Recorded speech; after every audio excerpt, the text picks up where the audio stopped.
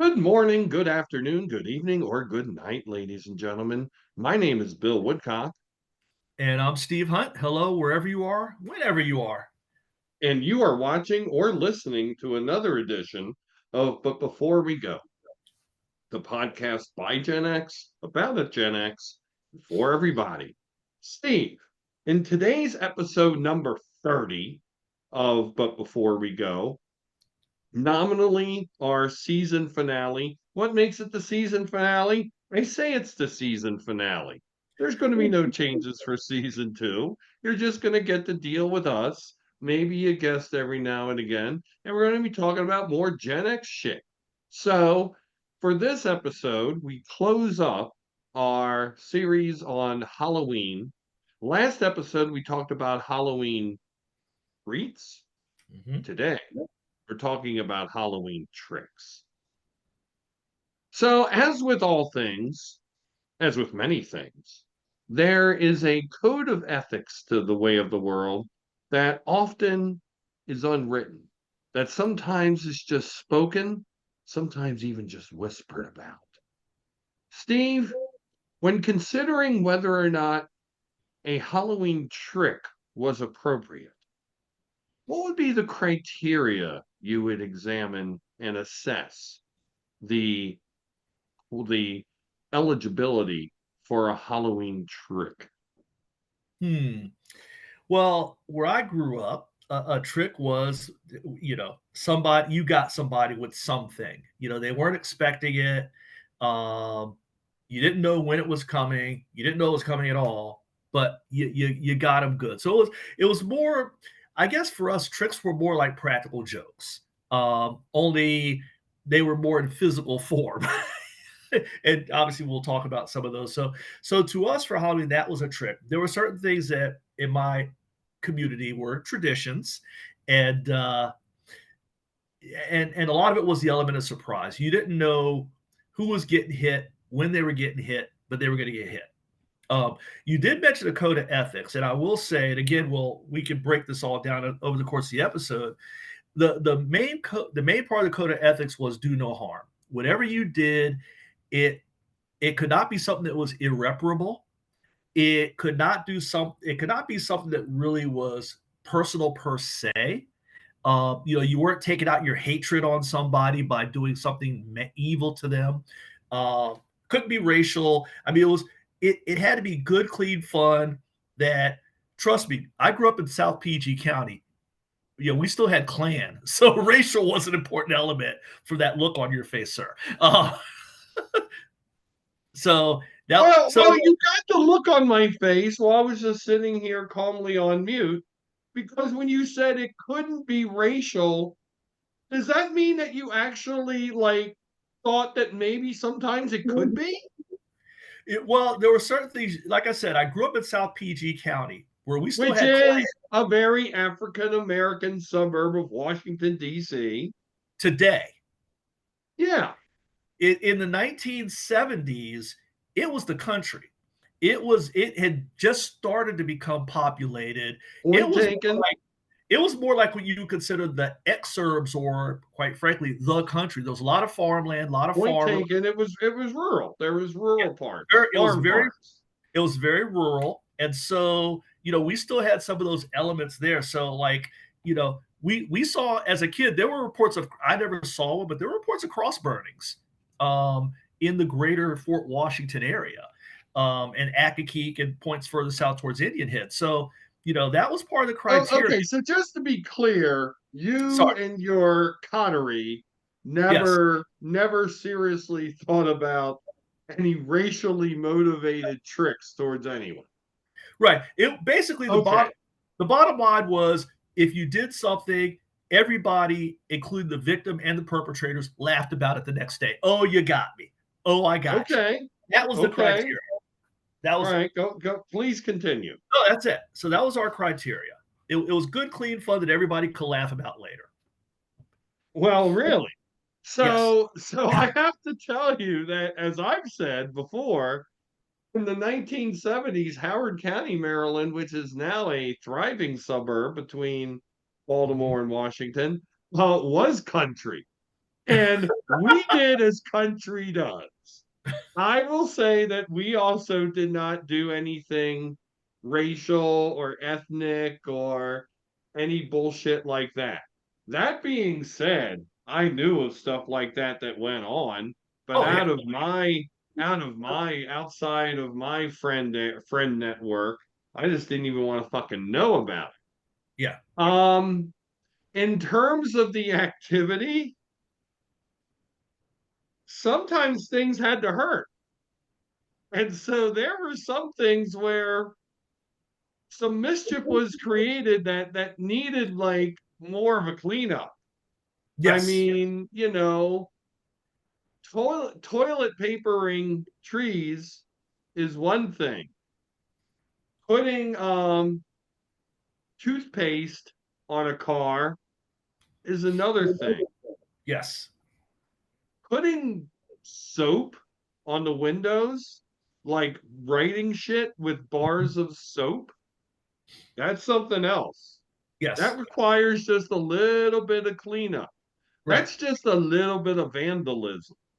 sure, Um, I never took spray paint to anybody, and that I remember of, nobody in my little friend group took spray paint to anybody or anything. But I know of some who did, oh yeah, including spray painting other kids' cars. yes, Not their parents' cars, thank God, their cars. hmm, So that was also no bueno. That was a little rough. yes, So yes, I would say generally, I would say about 80% good, clean fun, hmm, but 20% fun that had an edge to it. And yes, it was harmful. yep, And it sometimes led to a fight a couple days later in school yep, for some such activity. yes, So I spoke a little bit about like the types of tricks. I mean, hell, let's just go all the way there. There was your toilet paper. There was your toothpaste. There hmm, was your soap.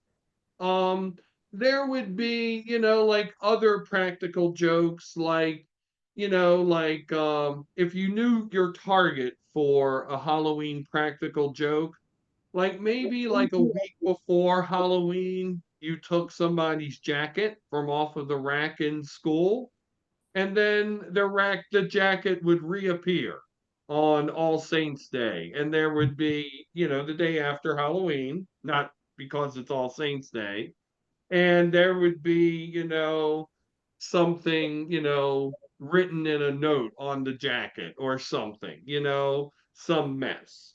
Um, so that would be a thing that would happen, because the thing was, the trick was twofold, right? One, some kid went home, cold. Two, right, they probably got greened by their parents for it. Actually, it was threefold. And then three, they got their jacket back. hmm, So, that was a thing that happened. Um, it was kind of a way also of letting people know how you felt about them without resorting to hmm, throwing down. It was a way to like, you know, you know, I can remember, well, maybe I did this, maybe I didn't. I put a condom over a cucumber and left it at somebody's door. And I wrote on the cucumber, because it was like light, maybe it was like a squash, because it was light colored, to the biggest dick I know.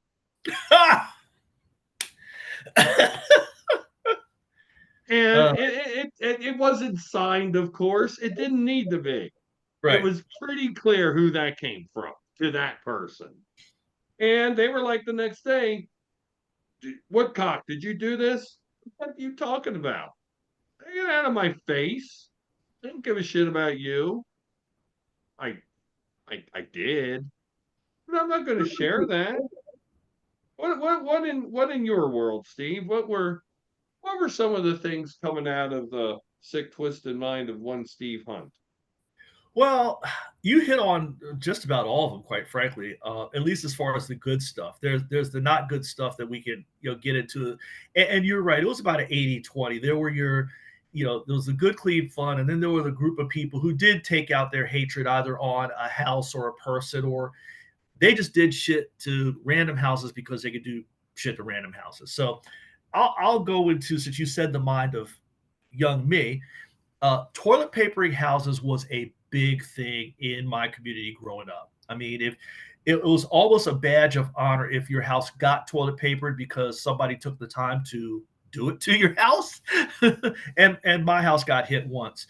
The thing about toilet papering though is the people who really were just trying to have good, clean fun took the time to stay up or turn the TV on for the evening news and watch the freaking weather report. If it was going to rain, you did not toilet paper a house, because toilet paper, when it gets wet, is a problem. So those who really wanted to just say, ha ha, I got you, you did it when you knew it wasn't going to rain. So, um, toilet papering was big. If you wanted to kind of accent the toilet papering, you steal a few for sale signs from the area and put them all in one front yard. So we did some for sale signs in yards. Um, That's ingenious. I love that idea. yeah. So Ooh. So we did some of that. Now obviously there's a bit of not good about that because you've taken for sale signs out of people's yards. And obviously this is in when we were kids, before the big ones on posts that you ain't moving those damn things. These were much easier to just grab and run with. So that was probably the most common one. There was the occasional soap that hit a windshield. You're right. It was a little bit of vandalism, but you could clean it up. So it wasn't so permanent that, it wasn't spray paint, that sort of thing. So I would say you had those. I know a couple of people went with the at least as realistic as you could, spiders in the mailbox, so that when somebody went to check their mail, they saw like this, you know, fake tarantula. And if you spent a few bucks and got a really good one, it looked realistic enough that when you open the mailbox, your first thought was, holy shit. So there was a little bit of that. There were some school hijinks involving lockers. Again, nothing permanent, but you could do little things that, had a little fun. So that was I, the extent of them. I can't believe I've gone this long in the podcast without talking about this. Throwing eggs. Yep, that's another one. That used to be a thing. And a Yep, couple of times I can remember sitting at home and yep. and remember also. See, and I can't believe we haven't talked about this yet. Normally the tricks happened the night before Halloween. Hmm. It happened because the 30th is informally called Mischief Night, True. which is when the tricks happen. And a couple times on the 30th, I can remember hearing flish, flish, flish on the roof of my house.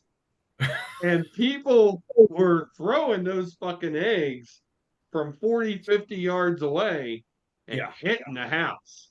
And they'd Yep. either hit the sign, they'd hit the roof, they'd hit the side of the house, which we had a brick house, so that was just like a, or it hit the front window, which was a big storm window, big ass pane Yep. of glass. Right. And it wasn't going to break it all, but when that pane shook, oh, that's when Dad came out, threw on the front floodlight. It was like, what the fuck are you all doing here? And Yeah. people would scurry off. But throwing eggs, Yep. also not an easy cleanup. I mean, the No. ones on the roof couldn't really do much about them. Besides, it would rain and it would go away. But Eventually, you yes. throw eggs on a window or you throw eggs on brick, that Hmm. takes a little bit of doing. Yeah. Well, especially if you hit a window that has a screen, because it hits the screen, filters Oh, the window, and that's not an easy clean. So You're right. Eggs was another one. Now, for us, the easier one was just to egg somebody's car because then they could just like clean the car off and be done with it. If you were going to egg a house, again, there was a line between me and my friends who did not want to do anything permanent. And we had some people in our neighborhood that they would like bomb the house stupid, like you're talking about. You hit the front door with a couple because you could clean that shit off. Because I think we all had those storm doors because we had one too. So maybe when you're done toilet papering, you hit the front glass store door with a few as you're running away from the neighborhood because your work is done. Um, or maybe you hit if you know their car, you hit their car with a few. So yeah, eggs were in the mix. But again, you try not to get too crazy because you're right. Depending on where you hit, not an easy clean at all.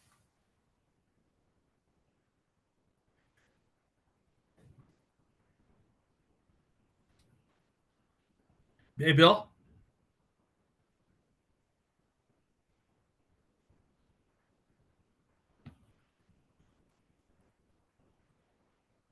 I muted myself.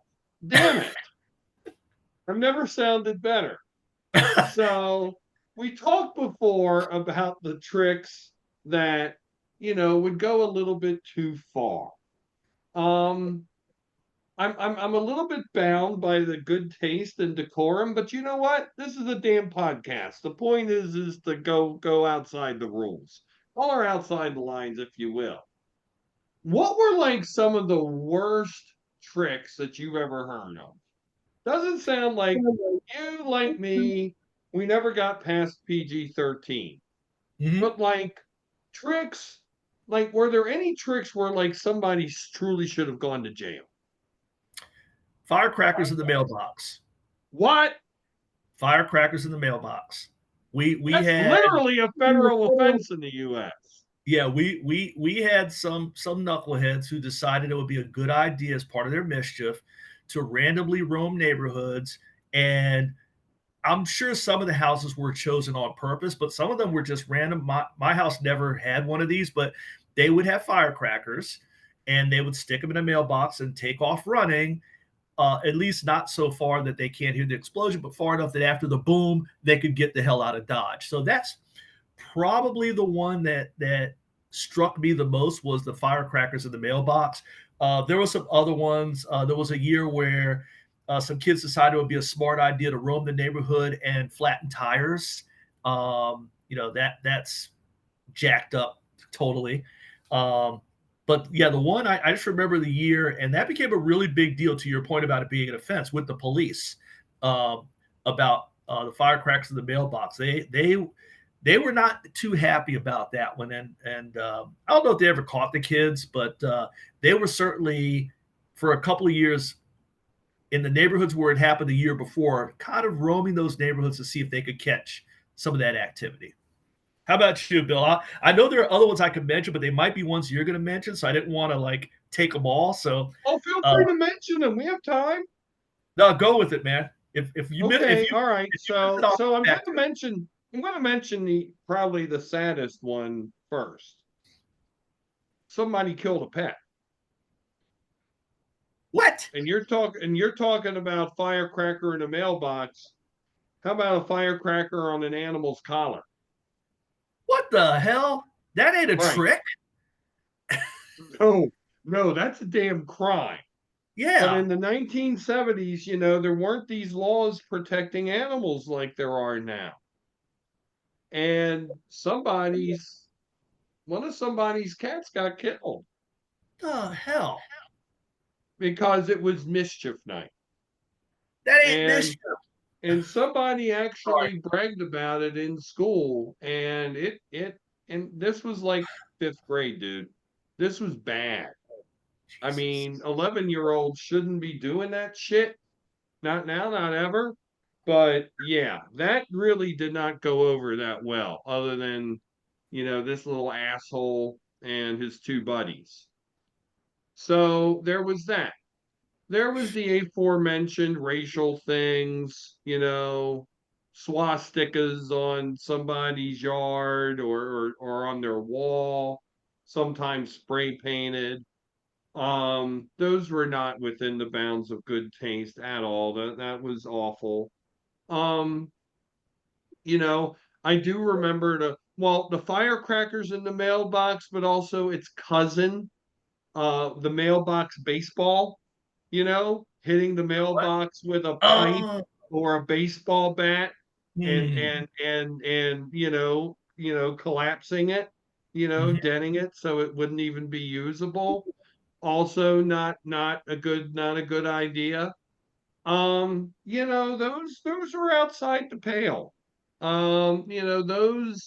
Those are kind of signs of people who kind of need trouble, who kind of need problems, who kind of need problems worked out.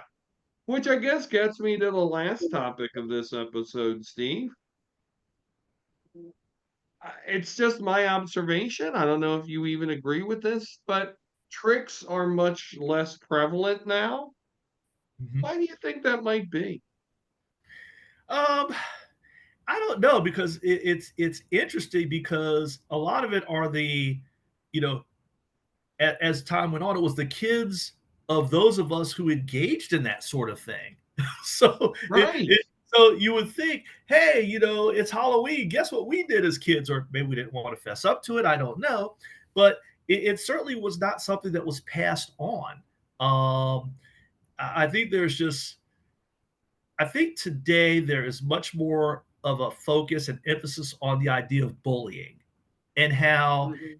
anything, even good, clean natured fun, can be considered bullying. I don't know about your kids are older than mine, but I know that was something that was emphasized from day one. And as they got older, and obviously kids, started, doing more computers and mobile devices, cyberbullying became a thing. Obviously, in our county of Howard County, we have some very sad incidents of the fallout of cyberbullying to young people who have sadly committed suicide because of being bullied. Um, so I think that is some of it is that line of what we called good clean fun and what is today called bullying. I think that line has been so blurred and maybe even wiped out to where anything could be construed as. So the guidance is just don't freaking do it so you don't have to even be accused of it. That's all I could come up with as why. Yeah, I happen to agree with that.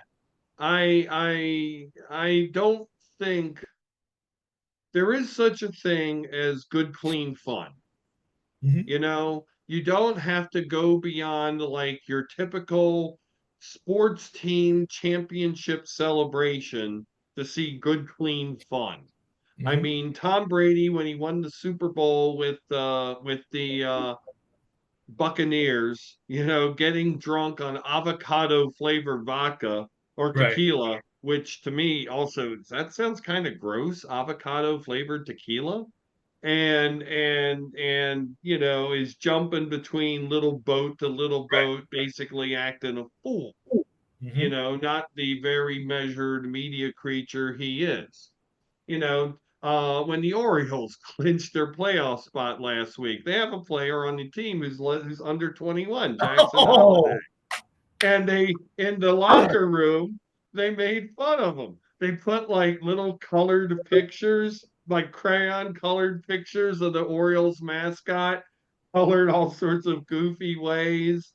They gave him sparkling cider. They called it baby's first Flinchmas, zero alcohol for Orioles under 21, and all of that. And he had That was great fun awesome. with that. And That it was was a awesome. practical joke and it was good natured. Yes. But a lot of these things, they're not good natured. They're ways for people to act out their aggression, deal with their own insecurities, deal Mhm. with their own troubles, and they can do it under the cover of darkness and under the auspices of mischief night and oh, it's just a thing gone wrong. Steve, you and I have both been involved in community organizations.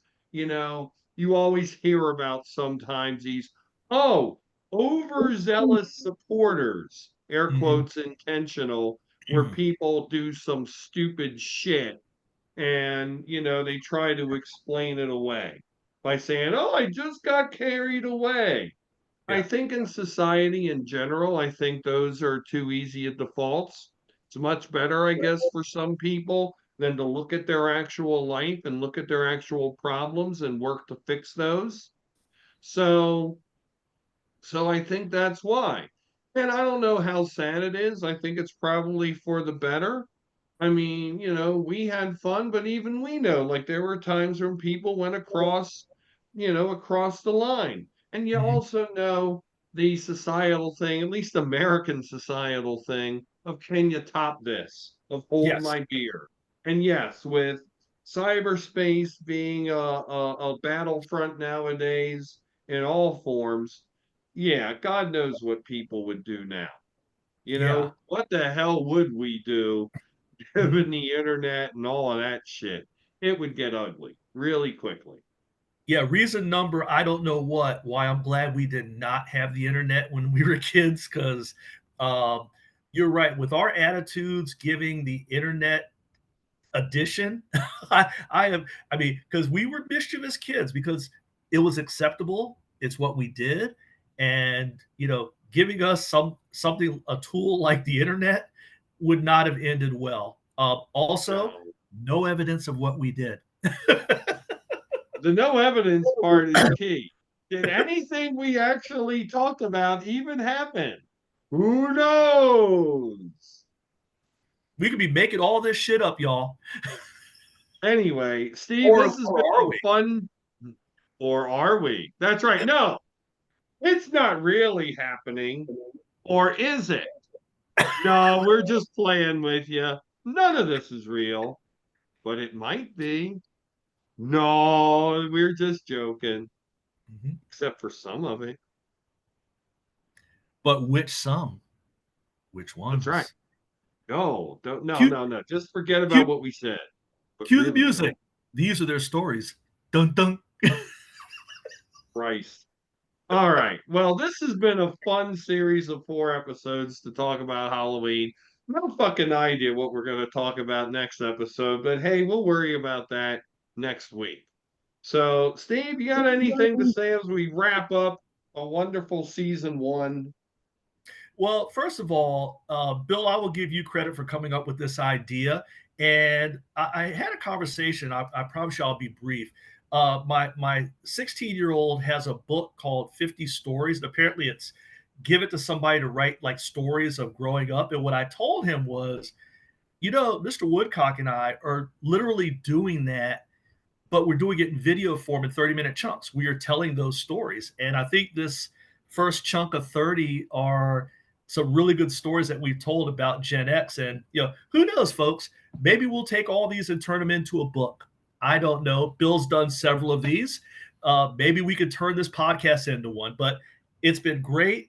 I'm looking forward to the next one. I'm glad we did Halloween the way we did because as a kid, I don't know about you, Bill, but there were 3 times of the year that really mattered: Halloween, Christmas, and summer vacation. The rest of it was just work, man. Well, I'm looking forward to opening up season 2 with some sort of a discussion. Maybe not the first episode, but this American thing of Thanksgiving is fucking bonkers. Oh my god. And That's it's that's just a bonkers pit in so stop in many between. ways, but we are going to get to that. It's the why it's our complete need for masochism. I don't understand it. But anyway, Yeah. that's far afield, but it has been a fun first season, and yes, much more to come ever forward. So for Steve, my name is Bill. You have been watching or listening to But Before We Go, have a wonderful week, everybody. Take care.